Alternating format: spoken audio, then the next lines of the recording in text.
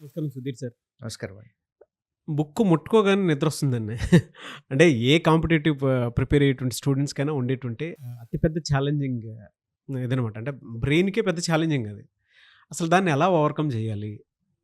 అంటే ఎందుకలా జరుగుతది? టెక్నాలజీ మారే కొద్దీ మనం కూడా మారుతూ ఉండాలి. ఇదే ప్రాబ్లమ్ పాత రోజుల్లో కూడా ఉండేదండి. హ్మ్. పాత రోజుల్లో చదువుకునేటప్పుడు నిద్ర వస్తూ ఉంటే దానికోసం ఏం చేసేవారంటే పాత రోజుల్లో పిలక ఉండేది వెనక. హ్మ్. హ్మ్. హ్మ్. ఆ పిలకకి ఒక తాడు కట్టి, ఈ తాడుని ఒక గోడకి నెయిల్ పెట్టేసి దానికి కనెక్ట్ చేసేవాళ్ళనమాట. ఆ! ఆ! నిద్రొచ్చి ఎప్పుడైతే మీరు ముందుకు పడతారో తాడు టైట్ అయ్యి ఈ పిలక లాగటం వల్ల మళ్ళీ మీకు మెలుకువ వచ్చేది. అవును. పాత రోజుల్లో ఇండియాలోనే జరిగింది. చైనాలో ఆ నిద్ర పోకుండా ఉండటం కోసం ఈ కనురెప్పలకి కింద పైన ఇక్కడ మ్యాచ్ స్టిక్స్ పెడతారు. హ్మ్. కనురెప్ప పడకుండా ఉండటం కోసం. ఇయన్నీ పాత రోజుల్లో జరిగినాయి. ఫన్ పార్ట్ కోసం చెప్తున్నాను నేను.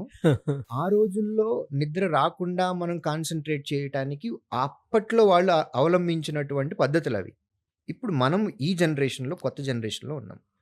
దీనికి తగ్గయి కూడా మనం చేసుకోవాలి. మీకు ఫస్ట్ ఆఫ్ ఆల్ నిద్ర ఎందుకొస్తుందో మనం దాన్ని కాన్సంట్రేట్ చేయాలి. ఫిజికల్‌గా బాగా ఎక్కువ కష్టపడ్డారు. బాడీ బాగా అలిసిపోయింది. అప్పుడు నిద్రొస్తదండి. మైండ్ తోటి బాగా ఎక్కువ స్ట్రెస్ చేయించినా, ఎక్కువ పని చేయించినా సరే ఆకలేస్తది.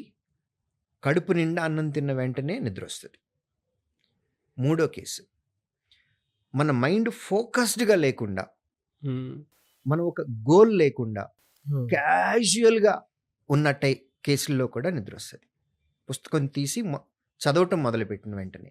మనకి ప్రతి మనిషి లైఫ్‌లో అవమానాలనేవి ఉంటాయండి నాగరాజు గారు. హ్మ్. ప్రతి మనిషికి ఉంటాయి. ఇప్పుడు కాంపిటీటివ్ ఎగ్జామ్‌కి ప్రిపేర్ అవుతున్న పిల్లలు, ఉద్యోగం రానటువంటి పిల్లలు, అది మగ పిల్లవాడైనా, ఆడపిల్ల అయినా సరే, వాళ్ళకి కూడా జరిగినటువంటి అవమానాలున్నాయి. అవన్నీ రాసి పెట్టుకొని ఎదురుగా పెట్టుకుందాం. రోజు ఒకసారి చదువుదాం. హ్మ్. మన ఎయిమ్ ఏంటి? రాసుకొని గోడకి ఎదురుగా పెడదాం. మన ఇంట్లో ఫ్యామిలీ కండిషన్స్ ఏంటి? మనం ఎక్కడి నుంచొచ్చాం? మన పేరెంట్స్ ఎంత కష్టపడుతున్నారు? హ్మ్. మనం ఎక్కడికెళ్ళాలనుకుంటున్నాం? అది కూడా రాసి ఎదురుగా పెట్టుకుందాం. మనం ఏ మనిషినైతే మనం రోల్ మోడల్ అని అనుకుంటున్నామో మన లైఫ్‌లో, మనం ఏ మనిషి ప్లేస్‌నైతే అలా మనం ఉండాలి అని అనుకుంటున్నామో, ఆ మనిషి యొక్క ఫోటో ఎదురుగా పెట్టుకుందాం. హ్మ్. ప్రతిరోజు అవి చూస్తా ఉందాం. అల్టిమేట్ గోల్ ఏంటి అనంటే, మనం ఎప్పుడూ మన బ్రెయిన్ యాక్టివ్‌గా ఉండాలి. మెజారిటీ ఆఫ్ ద టైమ్ మన మైండ్ తోటి పని చేయించాలి. అది సబ్జెక్ట్ నేర్చుకోవటం కానివ్వండి, ప్రాక్టీస్ చేయటం కానివ్వండి, మాక్ టెస్ట్‌లు రాయటం కానివ్వండి, మాక్ టెస్ట్‌లు అనాలిసిస్ చేసుకోవాలి అనే దానికి. వీటన్నిటిలోనూ మైండే మనకు పని చేయాల్సింది ఇంపార్టెంట్‌గా. హ్మ్. సో, ఇది యాక్టివ్ స్టేట్‌లో ఉండాలి అనంటే మనకు జరిగిన అవమానం మనకు గుర్తు రావాలి. ఆన్సర్ చేయాలి గదా! మనం ఎక్కడికెళ్ళాలి అని అనుకుంటున్నాం? మన గోల్ ఏంటి? How you want to see yourself after 1 year, after 5 years, after 10 years. Have a clarity. రాసి పెట్టుకుందాం. రోజు ఒక్కసారి చదువుకుందాం. అమ్మా, నాన్న ఫోటో. అమ్మా, నాన్నని చూడగానే మనకు గుర్తొస్తది. వాళ్ళు ఎంత కష్టపడి పని చేస్తున్నారు ఇంటి దగ్గర. మన కోసం ఎంత సాక్రిఫైస్ చేశారు. మనం వాళ్ళని నెక్స్ట్ మీ ఏజ్ 25 ఇయర్స్ అనుకోండి నాగరాజు గారు. హ్మ్. 25 సంవత్సరాలు అమ్మా, నాన్న మిమ్మల్ని పెంచారు గదా! అవును. వాళ్ళ ఫోటో చూడండి. మైండ్‌లో ఒక్కటే పెట్టుకోండి. నెక్స్ట్ నేను వాళ్ళని ఒక 25 సంవత్సరాలు బాగా చూసుకోవాలి. అబ్బా! గివ్ అండ్ టేకే నేను చెప్తున్నాను. రుణం అని కూడా నేను చెప్పడంలా. నిన్ను బాగా 25 సంవత్సరాలు చూసుకున్నారు గదా! ఇంకొక 25 సంవత్సరాలు నువ్వు వాళ్ళని బాగా చూసుకోవాలి అనంటే నీ దగ్గర డబ్బులు కావాలి. హ్మ్. అది సంపాదించడానికి ఉద్యోగం కావాలి. అది ఏ ఉద్యోగం కావాలి? రాసి పెట్టుకుందాం. అమ్మా, నాన్న ఫోటో చూద్దాం. వాళ్ళు మన కోసం ఎంత కష్టపడ్డారు, ఎన్ని సాక్రిఫైస్‌లు చేశారు గుర్తెచ్చుకుందాం. ఇది ఎప్పటికప్పుడు మనం లో ఫీల్ అవుతున్నాము అని అనుకున్నప్పుడు ఒక్కసారి గుర్తు తెచ్చుకుంటే అటెన్షన్‌గా ఉంటాం. అలర్ట్‌నెస్ ఒస్తది. అలర్ట్‌గా ఉండాలి. అయినా సరే నిద్రొస్తుంది.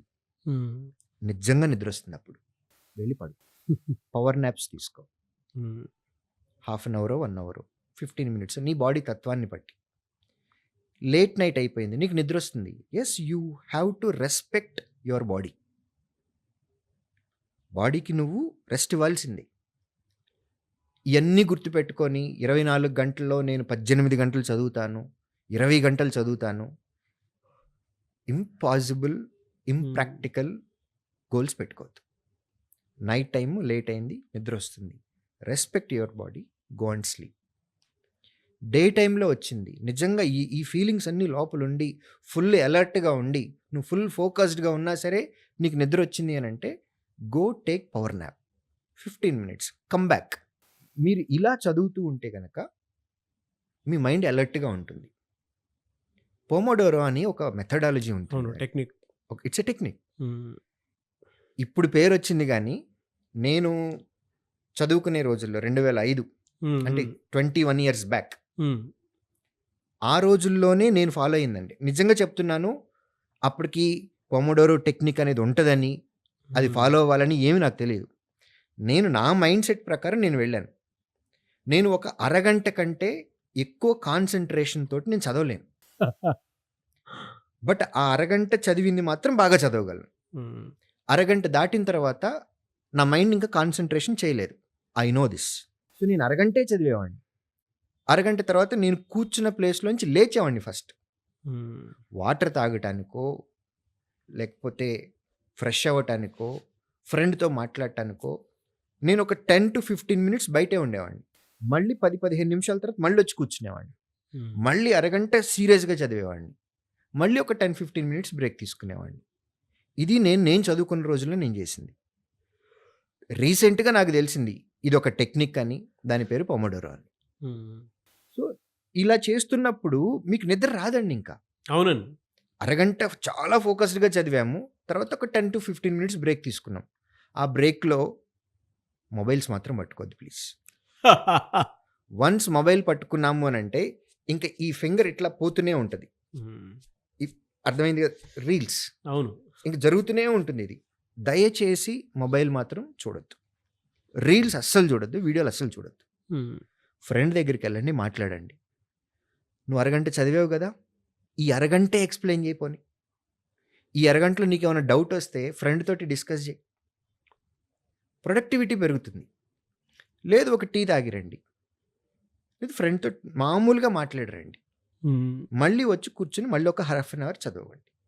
ఇలాంటి టెక్నిక్స్ ఏదో ఒకటి మీ బాడీ తత్వానికి, మీ మైండ్ సెట్‌కి సంబంధించి సెకండ్ పర్సన్ వచ్చి జడ్జిమెంట్ ఇచ్చి మీకు ఒక సలహా ఇచ్చేదానికంటే అసలు మీ బాడీ తత్వం ఏంటో మీరు తెలుసుకొని, దానికి రెస్పెక్ట్ ఇచ్చి, మీరు ఏ పొజిషన్ రీచ్ అవ్వాలి అని అనుకుంటున్నారో, ఆ రీచ్ అవ్వటానికి మీ అంతట మీరు ప్లాన్ వేసుకోవాలి.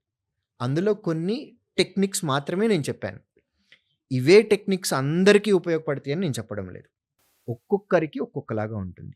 బట్ రియాలిటీ ఏంటి అనంటే, అసలు మనం దేనికోసం వస్తున్నాం అనేటువంటి దానికి ఒకసారి ఆలోచించుకుంటే మన పేరెంట్స్ ఇమేజ్ మైండ్‌లోకి వచ్చేసి సరిపోతుంది సార్. మీరు ఇందాక ఒక మాట అన్నారు. ఒక 25 ఇయర్స్ వాళ్ళు మనల్ని పెంచి పోషించారంటే, ఆ మిగతా 25 ఇయర్స్ మనం వాళ్ళని ఏ విధంగా చూసుకోవాలి అనేటువంటి దాని మీద మనకు ఒక క్లారిటీ ఉండాలి. ఒక నిజమైన గోల్ డ్రైవింగ్ ఫోర్స్ అనేది ఒకటి ఉండాలి నాగరాజు గారు. డెఫినిట్‌గా ప్రతి అండి. మనిషికి. డెఫినిట్‌గా. ఆ డ్రైవింగ్ ఫోర్స్ హ్మ్. అమ్మా, నాన్న రూపంలో రావచ్చు. హ్మ్. అంతకంటే మించిన ఎమోషన్ ఏముంటుంది? మీరు చెప్పినప్పుడు మాత్రం నాకు చాలా బా అనిపించింది. ఆ! యాస్ ఎ కామన్ అంటే కామన్ మ్యాన్‌కి ఉండేటువంటి కామన్ ఎమోషన్ కూడా అదే. వాళ్ళని బా చూసుకోవడం కోసమే మనం ఇంత కష్టపడి ఇచ్చేసేది. అది ఇంకా ఆ ప్రాసెస్‌లో అంటే ఒక సైనికుల్లానే మనం బిహేవ్ చేయాల్సినటువంటి అవసరం ఉంటుంది. యెస్.